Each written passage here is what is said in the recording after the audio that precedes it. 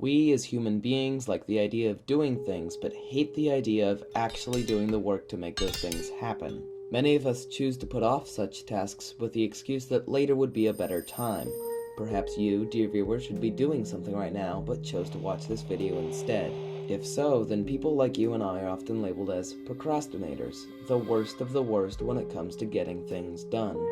But you and I are not alone. Oh, no, we are not. For every generation has their own group of put-offs ready to answer the call. Tomorrow.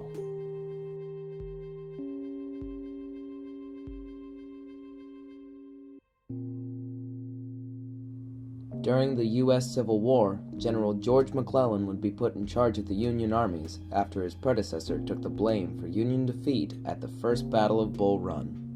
Unlike his predecessor, however, McClellan was not so hasty with his troops. Lincoln and many others in Washington grew impatient as he hesitated to attack nearby Confederates. Meeting with other high-ranking generals, Lincoln stated, "If General McClellan does not want to use the army, I would like to borrow it for a time." Eventually, McClellan was summoned to the White House cabinet, where it was demanded he share his strategy. McClellan complied, stating that he planned an attack to outflank Confederate forces and take Richmond, but remained vague as to how he would actually accomplish this. A few weeks later, nothing had changed, so Lincoln issued an order to McClellan: attack by February 22nd, or else.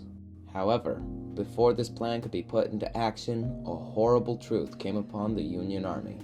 The Confederates near Washington weren't there anymore. In fact, there hadn't been Confederate armies around Washington for months.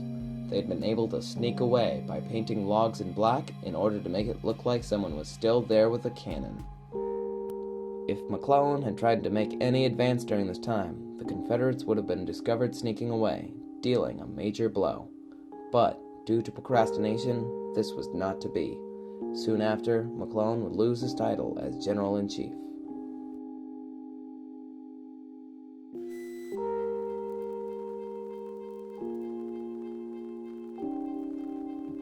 If there ever was a procrastinator, it was Leonardo da Vinci.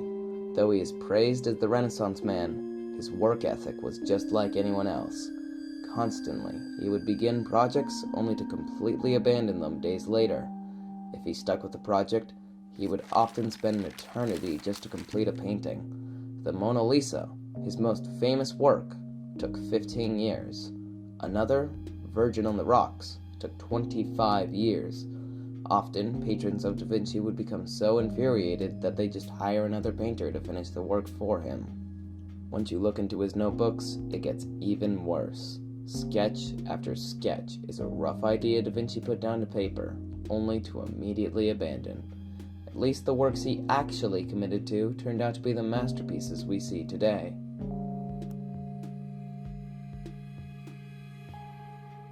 Unless you live in Tibet or are addicted to Buddhism, you probably have no clue who Tenzin Gyatso is. Though you may know him by his more common name, the 14th and current Dalai Lama. The spiritual leader once had the life of a procrastinator, finding it difficult to study as a student without an impending deadline. While this may seem small and insignificant, what's important is how he has changed his mind as he developed into the Dalai Lama of today. On numerous occasions, he has spoken out against procrastination, wanting to die without regrets of unfinished business. Is this good advice to take? Should we stop procrastinating? Maybe. Eventually.